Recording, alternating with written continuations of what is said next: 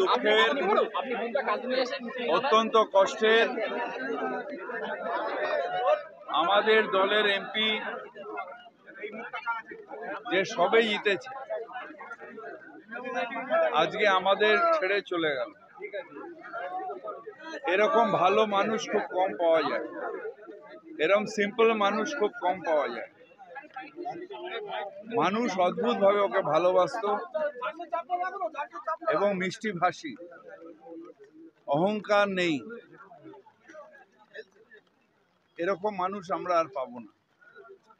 আমি মুখ্যমন্ত্রী মমতা বন্দ্যোপাধ্যায়ের তরফ থেকে এবং আমি নিজে এসছি এবং ওর পরিবারের সাথে দেখা করতে এলাম। পরিবারের পাশে আছি, কারণ দীর্ঘদিন ধরে ওরা পার্টির সাথে আছে, আমরা একসাথে কাজ করছি। যে কোনো আপদে বিপদে মমতা ব্যানার্জি গার্জিয়ানের মতন ওদের মাথার উপরে আছে, এটা ওদের বলতে এলাম এবং আমরা একসাথে থাকবো।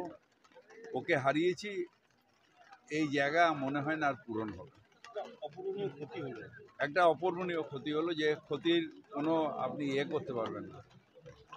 এত ভালো একটা মানুষ আমাদের ছেড়ে চলে গেল।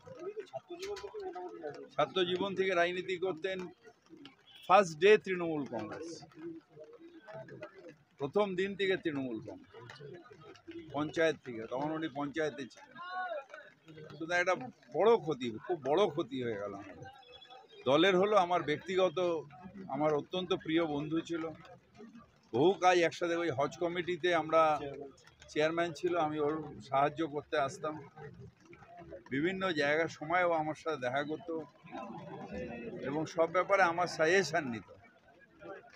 মুখ্যমন্ত্রীর সাথেও কথা হচ্ছিল, এত ভেঙে পড়ে মুখ্যমন্ত্রী নিজেও অত্যন্ত শোকাহত ওর এই অকাল মৃত্যুতে। পরিবারের পাশে আছে। আপনার শখের গাড়িটি আপনি সার্ভিস করাতে চান? চলে আসুন A to Z কার ওয়ার্কশপে। সব ধরনের 4 চাকা আধুনিক উন্নত মেশিন দ্বারা মেকানিক্যাল কাজ, এসির কাজ, dent, paint, service, washing, polish এবং নতুন গাড়ির ডেকোরেশন করা, পাশাপাশি অভিজ্ঞ মিস্ত্রি দ্বারা মেকানিক্যাল ও ইঞ্জিনের সমস্ত কাজ করানো হয়। কলকাতা বা নিউ টাউন থেকে কম খরচে সার্ভিস করাতে পারবেন। ঠিকানা ভাঙড়ের Hatishala 6 lane K1 bus stand ও ইনফোসিসের পাশেই। যোগাযোগ করুন 9832362414 নম্বরে। 24-এ এসে 98 থেকে অনেক সুখ দুঃখ, ঘাত প্রতিঘাতের সঙ্গে ওর সঙ্গে আমার ভালো বন্ধুত্ব ছিল এবং আজকে ঘরে বসে আলোচনা করছিলাম 1998-এর পঞ্চায়েত ইলেকশন ও লড়ছে, আমরা ওখান থেকে এসেছি, তখন ডক্টর রঞ্জিত পাজা এখানে এমপি। 2000 সালে মানে ও এখানে নেতৃত্ব দিচ্ছে এবং 2009 কাকলিদির সঙ্গে এলাম, কাকলিদির সঙ্গে কথা বলছিলাম। 2009 লোকসভার সময় এখানে লোক খুঁজে পাওয়া যাচ্ছিল না একমাত্র নুরুল ছাড়া। সেই জায়গাটা আজকে বন্ধু হিসাবে খারাপ হচ্ছে।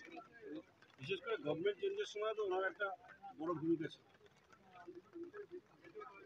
দেখুন, খুব ভালো বন্ধু ছিল।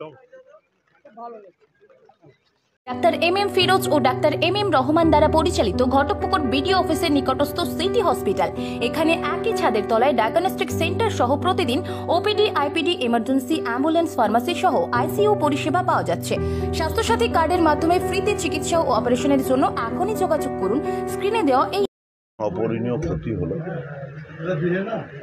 যে ক্ষতি পূরণের কোনো সুযোগ নেই। অলরেডি আমি যখন জানি তখন বোধহয় 1:16 বাজে আজকে দুপুর, এবং আমি তৎক্ষণাৎই আমাদের মাননীয় মুখ্যমন্ত্রী মমতা ব্যানার্জিকে মেসেজ করি এবং আমাদের সর্বভারতীয় তৃণমূল কংগ্রেসের সাধারণ সম্পাদক অভিষেক বন্দ্যোপাধ্যায়কে ফোন করি এবং মুখ্যমন্ত্রী এবং অভিষেক বন্দ্যোপাধ্যায় দুজনেই আমাকে জিজ্ঞেস করলো আমি কোথায় আছি। আমি একটু নিউ বারাকপুর ছিলাম। বললো এখনই তুমি পরিবারের পাশে গিয়ে দাঁড়াও। তো আমি সঙ্গে সঙ্গেই চলে এসেছি নেত্রীর নির্দেশ অনুযায়ী। যথারীতি আমাদের দলের আরও যারা মন্ত্রী আছেন, সাংসদ আছেন, তারাও বিকেলবেলা অনেকে আসবেন, আর একটু পরে তারা সবে শুনলেন, একজন এক এক জায়গায় বেরিয়ে গেছেন। তো হাজি নুরুল অ্যাকচুয়ালি আমার সাথে সম্পর্কটা অত্যন্ত আন্তরিক সম্পর্ক ছিল এবং মানে বন্ধু বিশেষ। ও MLA না MP, আমি MLA না সভাধিপতি, এটা ইম্যাটেরিয়াল আমাদের কাছে। ছোটবেলার বন্ধু এবং ওর সাথে আমার পরিচয় 1996 সাল থেকে। ও তখন বারাসাতের যুব কংগ্রেসের সংসদীয় যুবর দায়িত্বে ছিল, পরবর্তীকালে তৃণমূল কংগ্রেস। ও বারাসাতের সংসদীয় জেলার সভাপতি, আমি বসিরহাটের সংসদীয় জেলার যুব সভাপতি। এই নিয়ে বহু মিছিল মিটিং, তখন গোপাল মুখার্জি আমাদের জেলার লিডার, রঞ্জিত পাঁজা, সেই সময় থেকেই চিনি। এবং সেই সময় এই তল্লাটে, এই ছোটজাগুলিয়া, কদম্বগাছি, এই বয়রা গ্রাম, এটা সিপিএমের তখন দুর্ভেদ্য ঘাঁটি ছিল। মানে মারপিট হতো না এমন কোনো দিন নেই, সিপিএমের সেই সন্ত্রাস।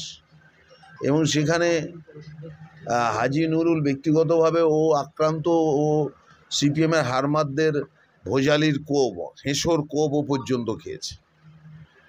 আমি এগুলো সব কিছুই ওর মুখ থেকেই আমার শোনা। হঠাৎ করে 2009 সালে, তার আগে ওখানে লোক স্থানীয়ভাবে পঞ্চায়েতে দাঁড়াতো।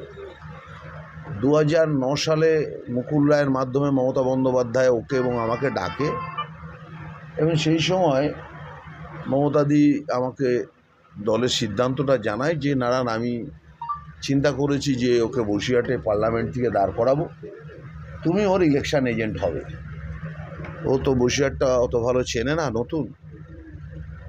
সেই থেকেই আরও একটু নতুন উদ্দীপনা নিয়ে আমরা দুজনে বসিরহাটটাকে আমরা সাজিয়েছিলাম।